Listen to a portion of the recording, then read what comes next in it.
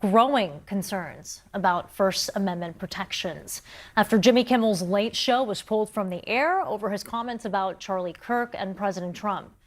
Reactions from lawmakers are mostly split among party lines. But now Republican Senator Ted Cruz is criticizing the head of the Federal Communications Commission, Brandon Carr, for his threats against ABC. Cruz likening Carr's rhetoric to that of a mob boss. Look, I like Brandon Carr. He's a good guy. He's the chairman of the FCC. I work closely with him.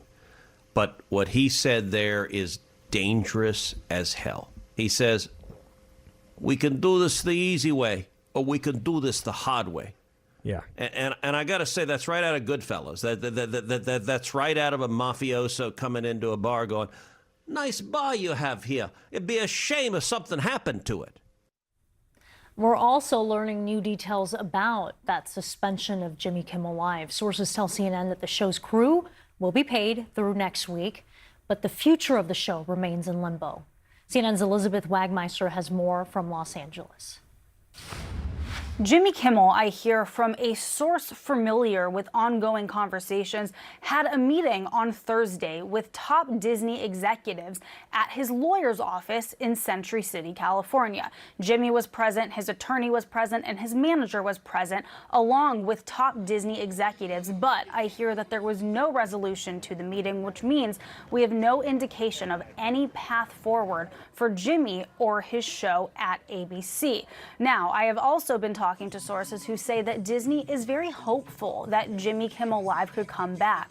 Everybody at ABC loves Jimmy Kimmel and they love the show. But after threats from the FCC and after the show was pulled by different station groups that were refusing to air Jimmy Kimmel's show, I hear that Disney executives said that Jimmy Kimmel needs to take the temperature down, but he did not want to do that. He wanted to return with a monologue that I was told was coming in very hot, taking aim at MAGA, taking aim at Fox News, and that is when ultimately Bob Iger and Dana Walden made the decision to say, let's put the show on hiatus. Now, Hollywood has been rallying around Jimmy Kimmel. Everyone from comedians like Conan O'Brien, who hosts the Oscars on ABC.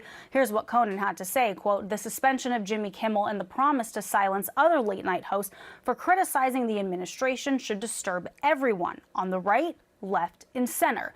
It's wrong, and anyone with a conscience knows it's wrong." The late-night comedians on other networks, which are competing with Jimmy Kimmel, they also all took to the stage to support Kimmel. Take a look. A lot of people are worried that we won't keep saying what we want to say or that we'll be censored.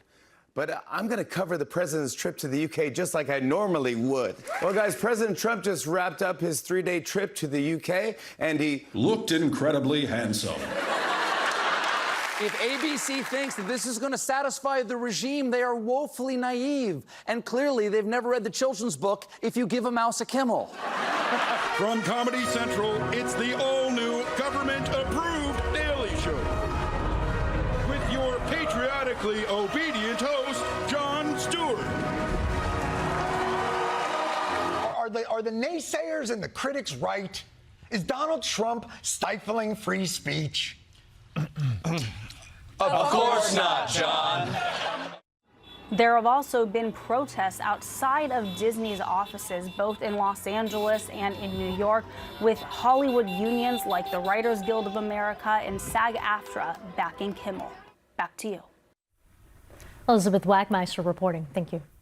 Joining me now to talk more about this controversy surrounding the Jimmy Kimmel Show and the escalating debate over free speech is Jim Rutenberg. He's a writer at large for the New York Times who has written extensively about media and politics. Jim, thank you so much for joining us. Sure, thanks for having me. And Jim, you pointed out in your article for the Times this week that President Trump vowed to, quote, immediately stop all government censorship and bring back free speech to America at his second inauguration. What should people make of Trump's claims now that critical media coverage of him is illegal? Well, he clearly had when he was giving his inaugural address, he clearly had in mind moderation on social media, things that led to his own suspension from platforms like Facebook and Twitter. And so it does not apply apparently to analog media, broadcast media, newspapers, anything that does anything that he sees as cutting against his interests, agenda, or anything that's positive about him. That already have been clear through his lawsuits against the newspapers, including my own. But this move with Jimmy Kimmel and ABC, that was very different because it brought to bear government power.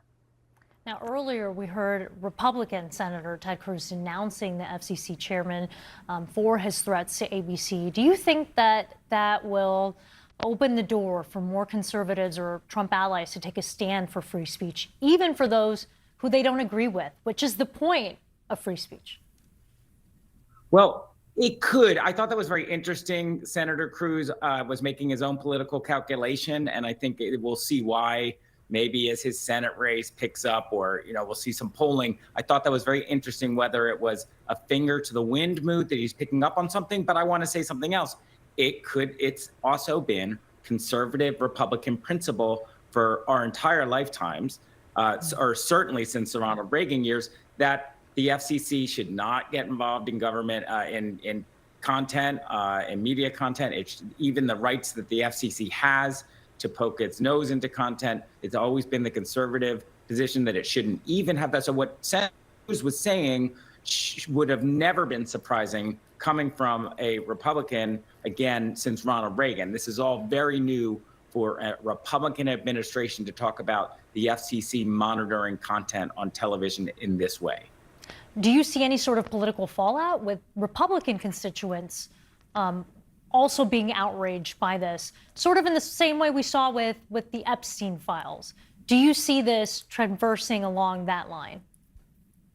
I mean, quite possibly. I'm not seeing it yet. We're seeing some voices that are saying, again, what had been traditional Republican orthodoxy. We're seeing some voices that are not saying that, or we're seeing people who are very upset about content moderation on social media now pointing to factors. Maybe it was Jimmy Kimmel's ratings that really led ABC to suspend his show, whether it's a cancellation, we'll see. But none of the reporting that anyone's produced so far has said anything about rating factor in this. So again, there seems to be a split right now. It doesn't feel like Epstein. I'm not saying that won't happen. This story really got the public's attention in a way that the previous lawsuits against media hadn't. So this really is a big breakthrough moment. It remains to be seen where it's going to go. Fair. Now, at the White House yesterday, Trump once again lashed out at the press and critical media coverage of him. Take a listen. I just want to settle this free speech question, because you've said that you restored free speech in America. Yeah. Is that free speech including for people who are harshly critical of you, for your political opponents, for people who say things you don't like? I've become immune to it. Unfairly? I've become immune to it. There's never been a person that's had more unfair publicity than me, and that's why your network paid me $15 million, or $16 million, I believe, to be exact, George Slopadopoulos.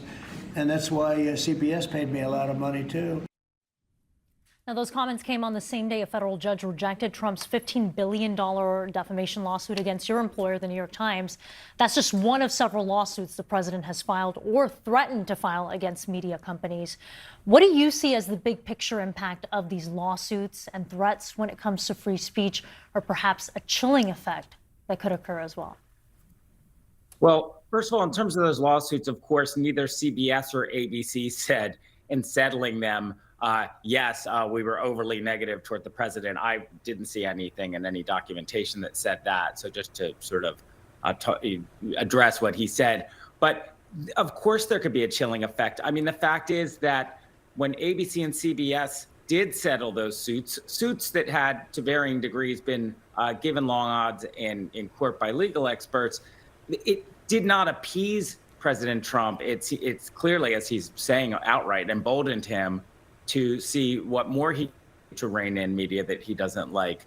The question that we all have, I think, right now at institutions like mine that thankfully are economically secure and can fight a suit is what's happening at smaller news organizations that are more economically vulnerable. What stories aren't they covering? We'll perhaps never know. Jim Rutenberg, thank you.